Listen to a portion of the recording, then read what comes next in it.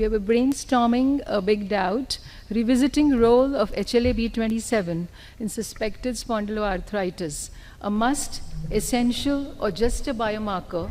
So we have Dr. AMIRTHA GOPALAN from Hyderabad. Over to you, Dr. AMIRTHA.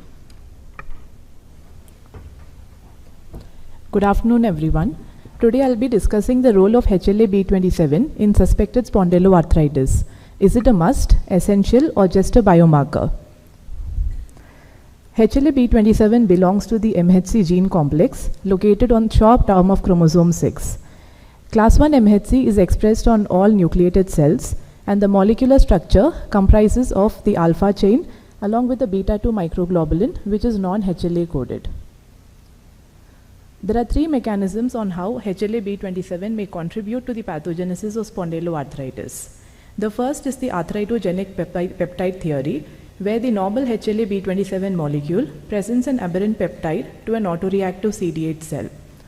The second mechanism is formation of alpha chain homodimers, which are recognized by killer immunoglobulin-like receptors on the surface of CD4 or NK cells, leading to the production of interleukin 17.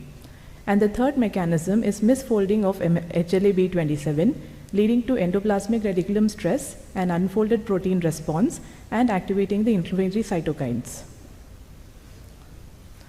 HLA-B27, along with mechanical stress at the enthesial points, gut dysbiosis, sets up an inflammatory cascade in the entheses and joints, leading to inflammation, bone formation, and bone erosions. Coming to heritability of spondyloarthritis and HLA-B27. We all know that the dominant genetic risk factor for spondyloarthritis is HLA-B27. The prevalence of SPA in a population generally mirrors the frequency of HLA in that population.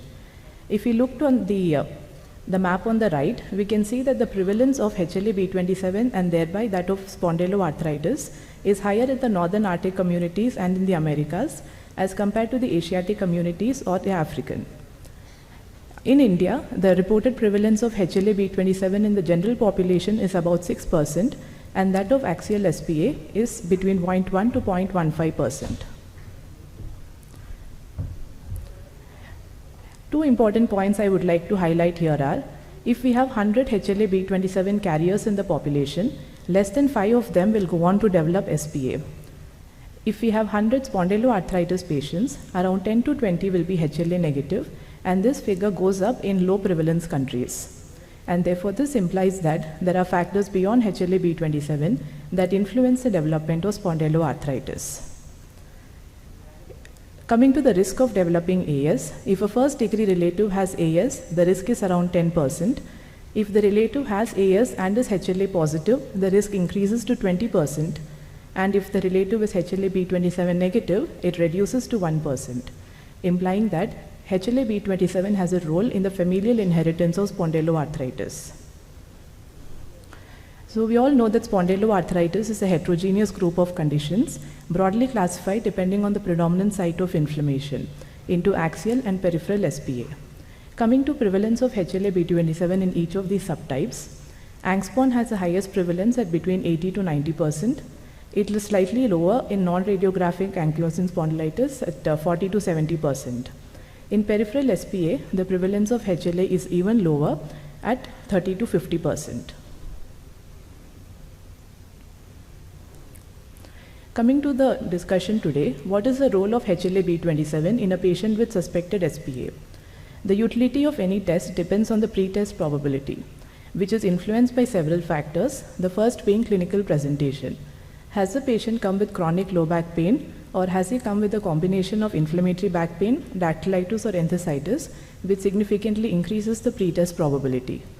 The second is the physician's experience. Is it a general practitioner or a rheumatologist who's seeing the patient? The sensitivity and specificity of the test in question. In HLA-B27, the sensitivity is between 83 to 96%, and the specificity is between 90 to 95%. And as discussed in the earlier slides, the prevalence of HLA in the background population. I would like to quickly highlight the diagnostic pyramid for axial SPA, which was proposed by Rudlavait et al. Back in 2005. So the group identified several important parameters which are important to make a diagnosis of SPA, and calculated the likelihood ratios depending on the prevalence, the sensitivity and specificity reported in the literature. So each of this has a likelihood ratio, and according to the number of parameters that are present in a particular patient, we multiply them and we get the probability of SPA in that patient. So HLA-B27 has a likelihood ratio of 9, equivalent to that of sacroiliitis on MRI, and hence it's a very valuable tool while evaluating a patient of SPA. Moving on to when do we test HLA in a patient. So this is the original Berlin diagnostic algorithm. I'll quickly go through the role of HLA in this algorithm. So if we have a patient with inflammatory back pain, we have to look at the presence of other spondyloarthritis features, that is enthesitis, dactylitis, a positive family history, psoriasis, acute phase reactants. In this patient, suppose we have more than 3 SPA features, or the X-rays are positive for radiographic sacroiliitis, we directly make a diagnosis of SPA, and in this group of patients, there is no additional value of testing a HLA-B27. It is important to, however, test a HLA-B27 when the patient has ambiguous features or 1 to 2 SPA features, and there is a diagnostic dilemma. So testing HLA-B27 when there is no SPA feature or 1 to 2 SPA features will increase the probability of ruling in a diagnosis of axial SPA. A quick note on, once we have tested HLA, is it going to influence the phenotype of the patient? It's been reported that HLA-B27 positivity has a higher association with the family history of SPA, earlier age at onset of disease, uveitis, and hip involvement. HLA-B27 negativity leads to a diagnostic delay. There is no association between HLA and radiographic damage, MRI changes in SI joints, and association between disease activity, response to treatment, and HLA-B27 is still under debate. So summarizing, the role of HLA-B27 testing in suspected SPA is complex and controversial. It is of value in subjects with a low to moderate suspicion of SPA, particularly in non-radiographic axial SPA if the physician does not have access to an MRI. The second important point is use as a screening tool in the Western context where patients with inflammatory back pain can be referred to a rheumatologist. But the cost-benefit ratio of this approach in the Indian context is debatable. HLA-B27 definitely has a role in evaluation of uveitis. It helps in estimating the likelihood of disease occurrence in relatives and in children suspected with juvenile SPA. So with this I conclude. So HLA-B27 in suspected SPA is not a must in all patients. It is essential in particular situations as enlisted in the previous slide, and it is not just a biomarker. Thank you to IRA for the opportunity to present today.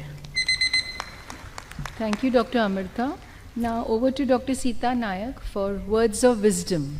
I'm not quite sure what these words, what the organizers meant by asking me to give words of wisdom, or how I'm qualified for this. I don't have much to say except that now I'm on the other side of the divide. I am not working anywhere. I'm part of the community, and I've been associated with the specialty for a long time. And I think the awareness of these diseases in the community is not very much higher than it was 25, 30 years ago in the general public. So as all of us were inspired by Dr. Karna's speech yesterday evening, and one of the issues that he did highlight was the need for awareness in the community. And all of us cannot do what he is doing, but I think that a little bit of this responsibility can be taken up by even those who are in the practice sector, private, wherever, especially those who are working outside the big metros, because the metros, not only do they draw local patients, but referred patients from surrounding areas, but people who work in second-tier towns or further down could spend a little bit of effort to spread awareness in whatever way they can, either interactions through colleges, talking to young people, community groups, There are lots of religious kind of semi-religious organizations, I don't mean social organizations in most cities, which are very, very active. All these Rotary International and such like organizations which have very large groups of attendance and very committed citizens, through whom maybe sparing a few hours in a month or whatever time can be spared, awareness, especially a condition like spondyloarthropathy. There is so much of ignorance in the public. Young people are told, oh, kuch nahi hai, you know, you are just making a fuss, or your posture is bad, or you don't sit properly, you don't. And people don't reach the physician. And awareness would help in mobilizing such people to seek some attention from physicians. The second thing is the question of education. We've heard again and again about how we are not going to have enough rheumatologists. And yesterday, Debashish very passionately was speaking about the interval between visits to rheumatologists. And we use the term general primary physician very loosely. Do we really have them? Are there enough of them? And are they educated enough? And so I think one very important area of intervention is undergraduate curriculums. I've had a little bit of experience in that area. And what usually happens, I have found, is that every group of specialists is fighting to get as much of a specialty into the training program as possible. And with the result that the undergraduate training becomes a bit of a hodgepodge with a lot covered but not really well covered. I think specialist groups like this should in fact brainstorm within themselves and see what are those areas which need to be seen by a general physician. What time do they need to get referred? And what are the kind of diseases in which they should not go further, should refer early? What are the kinds of diseases they should recognize, what they can manage, and what kind of support and follow-up they can provide as physicians. If they choose to go further and specialize, they themselves will learn. But if they continue to work as in the general practice area, at least they should feel competent to deal with patients who come with these kinds of issues so that they are not lost.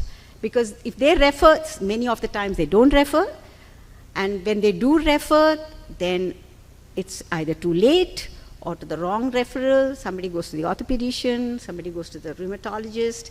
So I think the awareness among our young physicians in training is something which can be influenced by the specialty groups themselves, and some efforts in that area would be helpful. I think we are running out of time. These are some of the things that the association can take up and discuss in the future. Thank you. Thank you, ma'am. So the effort should start at the undergraduate curriculum. Thank you for your time, and I declare this session closed. Yeah, thank you.